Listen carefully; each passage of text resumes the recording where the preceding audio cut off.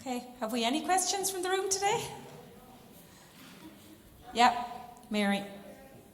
Friday afternoon, that's it.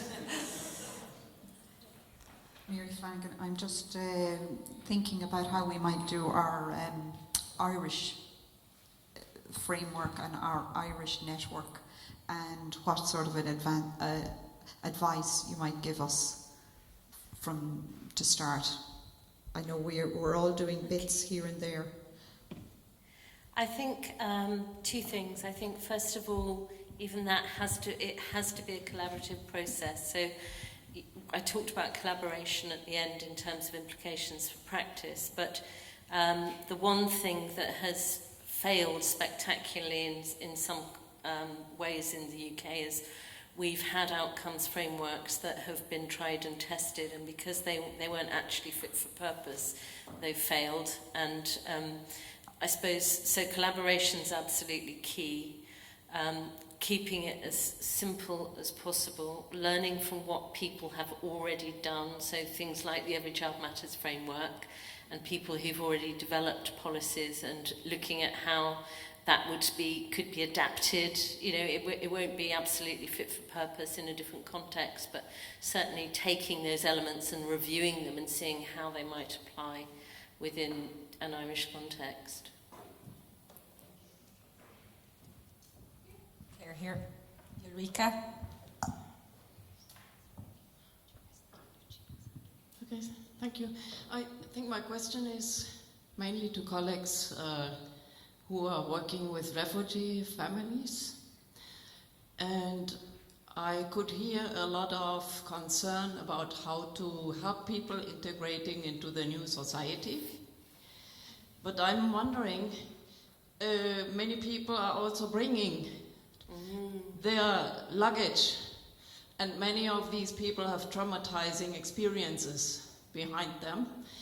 If you have included any activities, or if you have come across this issue of dealing with people who need to spend some time thinking about what they have gone through and how they can handle this. And is there anyone you'd like to direct that to, Ulrika, or does anyone like to respond? I said already, Yeah. Sweden, Luxembourg. Okay. Yeah. Well, yeah, I just, one of the things that we did was a European project where actually people created their own learning journey book, which started with their experience of coming to their country, their host country. And that was really interesting because it enabled them in a very kind of practical way to share their experiences and the traumas. I mean, it wasn't in a kind of psychological kind of support model, but just that process, I think, of identifying the journey that they'd made to come to that point was really useful for people, and it created a shared and mutual understanding. Yes, like to respond? Yeah. We had inside in our department, but also in a lateral way, really a very interesting discussion about this. And also our colleague Gabriela, who is here, we organized 3 sessions. That is the very first contact with the refugees to education in Luxembourg, to living in Luxembourg, and so on. And then we continue with language courses, and we have these activities around family learning. Why should we integrate there, or are we responsible also to work about their experience, about their traumatic experience? And we said we are not competent for this.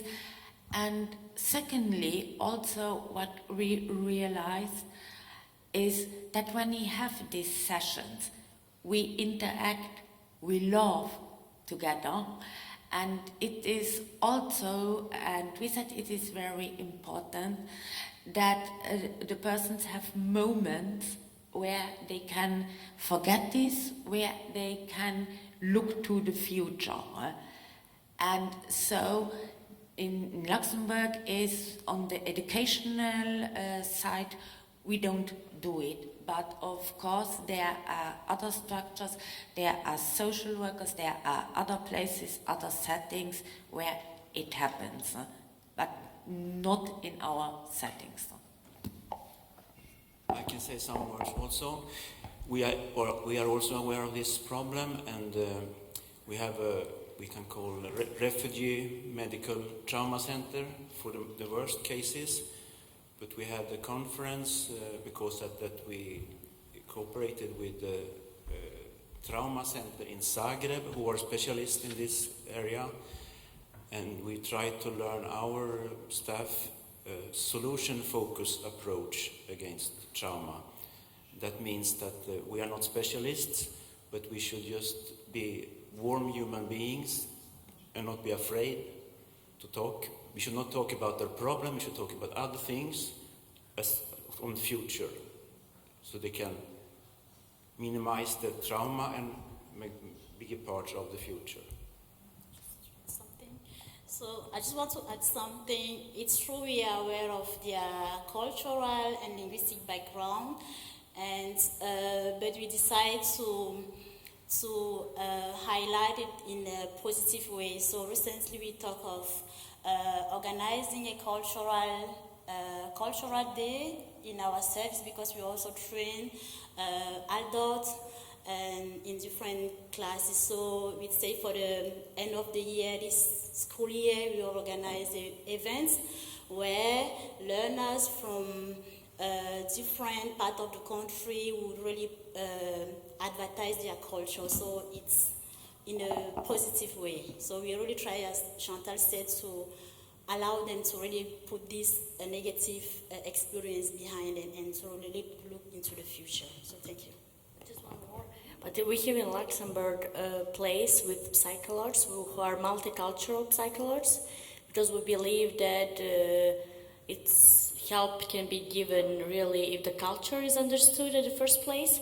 So our asylum seekers have the right to a psychologist on their native language who understands their culture, which is not mandatory, but they can, the social worker always takes an appointment for them, so they have a really good care on that side of the medical stuff.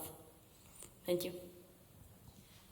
It's very interesting points, and even in Matt's, as you highlighted, that everyone has a role to play, and we have that interagency role here within Limerick and Clare Education and Training Board on the different groups of individuals that we work with. So we would have that interagency approach in relation to the different cultures, refugee resettlement, and I suppose even just coming to the homeschool liaison, I would imagine that that is an issue that you would face, that the difference in cultures and the language barriers with non-native speakers. Maria? Yes, certainly this is something that we see more and more, and it takes me back again to the huge shift that we have had in this country in terms of, you know, all of the new cultures we have from the time when I worked as a homeschool liaison, and when we first had our first influx of non-Irish students into our school were the Polish students. Then the other Eastern European students started to come, but I remember we brought in a group of Polish parents, and in my role as HSCL, I organised a Polish interpreter, and the principal was there, and you know the year heads, guidance counselling, all to answer questions through the interpreter, because the Polish parents really didn't have the English. And one of the first questions one of the fathers asked, the interpreter started to laugh, and we said, what was the question? And he said, is it true that in Ireland children don't get any homework? Because this is what the children were telling the parents when they went home from school, that they didn't give any homework in Ireland. So I suppose we are conscious that one of the big things is to empower parents and to make sure that, and through homeschool, that they are getting the information either in their own language or, that they're getting accurate information, because we're aware that a lot of parents are actually disadvantaged by, using their children as interpreters at times, and they're coming to parent-teacher meetings, and the child is there, and translating for the parent, and it's not always, they're not the most honest at times, as you can imagine. We'd be the same ourselves, I think. So we would have that, with our homeschool liaison, we have messages translated into their languages. We try to use text messaging. We try to use leaflets, very accessible information for parents, and we try to get them involved in the school community, because a lot of our parents who are new to the country are very isolated, and the school is their community, and we're very aware of that, because they have children going to school here. As one of the speakers said earlier, every parent brings their child to school, and this is an opportunity for them. So schools have really, broadened in the context of education, because particularly for our new parents, it is possibly one of the only places where they will meet other parents from their own community and culture and outside. And the homeschool liaison actually work and really try and support those parents and give them the confidence to access courses and initiatives run in the school and in family resource centres and in other areas within the community. And Anya, just on that, when your slide went up earlier on today with it's gas and the Irish language, that those points came totally across at that point. So it did. So I'd say this is something that you must be very aware of as well in your work. Yeah, well, I think the key message that I've picked up today from all of the speakers is, and I think it's a real ground shift in this country, is the notion of embracing the mother tongue and not being afraid of it. And that a child who speaks one language is more able to learn a second language as a consequence of learning the first language. And I think we have changed hugely in this country in terms of our attitude to that. So not to be afraid of children translanguaging or interacting in their first language in school. And I was some people will be aware of this story that I just told at the workshop this morning of a classroom where there was a little boy recently who, I think he was from Lithuania, who refused point blank when it came to learning Irish. Put his head down on the desk, absolutely would not participate under any circumstances, until one day by accident the teacher asked him to tell the class how to say something in his own language. And it was such an empowering experience for him that he picked up the Irish book the next day. Yeah, so I mean acknowledging the mother tongue is a huge thing that we need to do, and we need not to be afraid of it. And I have to totally agree with you, and I have kids in the Gael school, so the Irish language is one part, but there are some Polish children in my son's class, and they come home and they learn Polish, and they come home with a little bit of Polish and they're teaching us, so it's really, really lovely. So back to yep. Oh, Juliet, do you want last comment? No, I think what you've just said is absolutely fundamental, because it's about valuing and respecting people. So taking on board their language and sharing that with them is one of the most fundamental things you can do in respecting people. Juliet, thank you. Safe flight.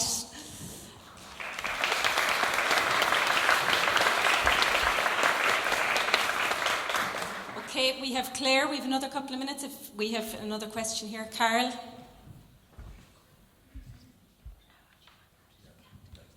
Thanks. It's kind of a follow-on to the last question or discussion around refugees and asylum seekers. I suppose what I'm asking is, given the amount of families that are in direct provision, families that are homeless, that might be living in emergency accommodation, they're in B&Bs, to what degree is that having an impact or an effect on education development for children, or how long does it take to realise that it's having an impact? I'm not sure who wants to take it. Is it about homeless people? Yes. families that are homeless, that they may be living in emergency accommodation in hotel rooms? We don't have that. Okay. So in Ireland we would have... We have that here. We have also we have, say, asylum seeker children who are living in accommodation centres. That we have, yeah. So we go actually So I suppose I'm looking at the impact it would have on their educational development. Do you find that they develop at a slower pace? No, what we can see from the teachers actually is because they don't spend a lot of time in these structures, because parents try to find a home as soon as possible. So for let's say the government does everything possible for the children to have a space to learn. Every structure has a library, they have a reading space, so the children can do the homework in the camp, the way they call it, without really feeling anything less than other children, more privileged in this case. And I suppose from the point of view of the crisis we have at the moment, I mean, there are two aspects to your question. I suppose the first one is around direct provision, and, you know, I think down the road there are going to be a lot of consequences to having people in, you know, direct provision centres over a long period of time. We are very aware, you know, certainly from an education point of view, we would use again to try and broaden the remit of schools. So we have one of our strands, the school completion programme, runs homework clubs in the school after school for children who are experiencing homelessness. We're producing a leaflet to highlight for teachers and school leadership, you know, to identify homelessness, because often children are embarrassed, and, you know, it's something that it's not as evident, or it should be, but through the homeschool liaison scheme, again, that filters back to the school. So we try to do as much as we can. So I suppose, even going back to the presentation there on the research, and that there is less home visitation, I think that possibly is also impacted by the number of parents we have who are families experiencing homelessness and families in direct provision. And I do think that it's something we're trying to address from our service point of view. You know, we're looking at through the SIPSIs, through the Young People and Services committees, free leap cards for children, young people and parents who may need to travel across the city because they've had to move accommodation and the children are not near their own school anymore, and trying to provide that consistency for them so that they can actually travel back to their school if possible. But it is a crisis, and I think it's something that we'll probably only see the consequences. I mean, I'm not sure, I don't think there has been any real research done on this yet, but there should be, and there will be, I would imagine, because it's bound to have some very negative effects going forward. I also want to add something. We have really in Luxembourg for the moment really also a crisis for affordable housing for refugees, but also for national, also for people who have not a very high income. What is also clear, and we also see it with our adult learners or the youngsters, we are not responsible for child education, but we see it also with them, that such a collective structure is not a good place to learn. It's not a place where you are silent. It's really complicated, and therefore there are two things. With the adult learner, with the classes, the formal classes we have for adults, we say what should happen in the classes, and secondly, in the next weeks we will, on our site where we have the classes for the adults, we will offering something that we call a learning cafe, and that is a place where these persons, we have not the possibility and the resources at their home, where they can get support, where they can learn, I think also concerning the children, in Luxembourg we have also a network, what we call Maison Relais, that is a network of daycare structures that are very linked to the local schools, and that are also places where the children that unfortunately have to live much too long in these structures where they can go. And very similar in Ireland in relation to childcare facilities and children coming and spending long days in childcare facilities after school because of homelessness and not needing to go back. We're very lucky in our direct provision centres. We do have family learning going into the different direct provision centres, so it is an advantage to have that family learning process in place to be able to go in. Have we any other questions from the floor? I'd say we have time for one or two more. Yep. Okay, we'll take two questions, this one and one more. Hi, my question really is for Maria. I work in adult education, but I work very closely with a lot of homeschool liaison teachers who are doing fantastic work. But it transpired yesterday through conversation that there are areas that don't have homeschool liaisons. And I'm wondering, are there plans to expand the homeschool liaison programme into all schools? Because I do feel that the homeschool liaison teacher is the link for parents. You know, the teacher's really there to communicate with the parent on the academic end in regard to the child. And obviously the principals and vice principals are busy with other work. So I'm just curious as to whether there are plans to expand the programme. Thanks, Elaine, for the question. And I think I have a few colleagues here today, and we have a colleague from the Department of Education, the Social Inclusion Unit as well, who work very closely with us in relation to the HSCL scheme. And I am, without doubt, I can say that if I had my way, there would be a HSCL coordinator in every school. It's really down to, I suppose, the budgeting for it.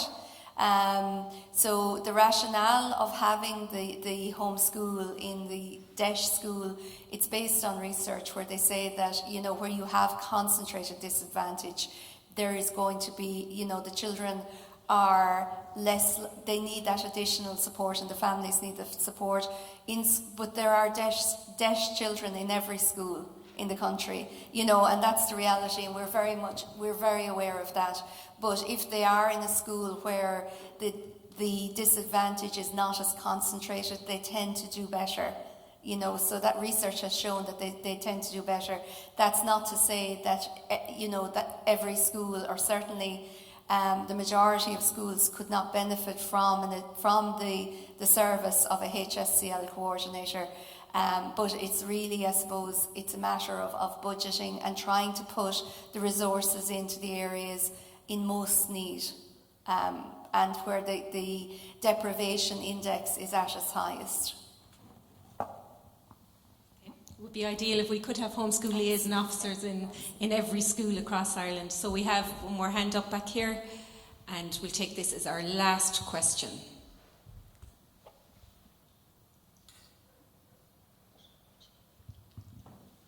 Hi, my name's Suzanne Riley. I work with Little Voices, ABC Start Right in Limerick.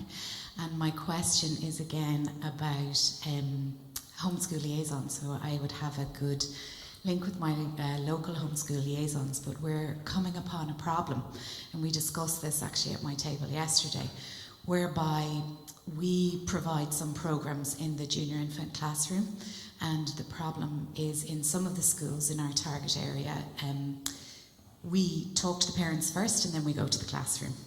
And some of the schools, the parents aren't coming to the classroom because for Garda vetting reasons. So it's an issue that is in some schools but not in other schools, and the interpretation, I suppose, of child protection guidelines. And I'm just wondering, is there any possibility of getting some kind of national clearing up of this? Because in terms of what I do, I cover 6 schools, and 2 schools I can go into. 2 schools are doing the programs themselves, and 2 schools I can't. So, yes, thanks, Suzanne. I suppose it has raised problems for us because, as you know, and I suppose going back to my presentation, there are plenty of barriers there already for our, marginalised families. And then the Garda vetting, there was basically an amendment to the Garda vetting regulation, and now parents, must be Garda vetted. And there are criteria attached to that, and it is quite vague, and it is quite open to interpretation. And I know that I suppose ultimately TUSLA cannot tell a board of management or direct a board of management in any way, because in Ireland it's very, each board of management is a separate entity or an ETB. So it's up to the actual board of management or the ETB, the management body, to decide how they are going to apply the Garda vetting regulation. And in some schools they haven't changed anything. They have said, look, as long as there is a teacher in the room at all times, possibly 2 teachers if the homeschool is there as well, with the parent and the child, they will continue to run their parents' classes, their story sacks, their maths for fun, whatever. In other schools, they've taken the completely, I think, unrealistic, and it's not in the spirit of the Garda Vetting Act, where they're nearly pushing parents outside the school gate again. I can only say from our point of view, we would advise that, if parents are coming in to do a class on their own, I don't think the Garda vetting is an issue. But if they're coming in to do a class with their children, I think a lot of schools take I think it's very practical. If the teacher and the homeschool or the speech and language therapists are there, I think that's reasonable to let the class go ahead. But we're not in a position to actually issue any national directive. And sorry about that. No, that's fine on, yeah. And again, it is something that we can keep on the agenda, and it's something that we can keep on pushing. And I suppose to acknowledge it, and it is an issue, but it is something locally. And if the board of management of the school values the work that's been done, they should really look at the possibility of putting a structure in place where the parents are supervised at all times by people that are Garda vetted.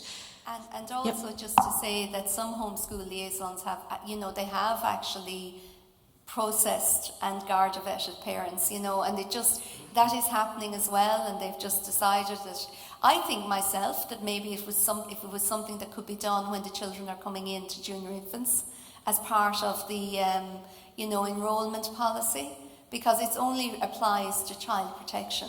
So that might be a way around. It is quite a hot topic, and something that we're not going to totally remedy today. So I suppose just to thank our speakers and to thank all of our delegates for questions from the floor.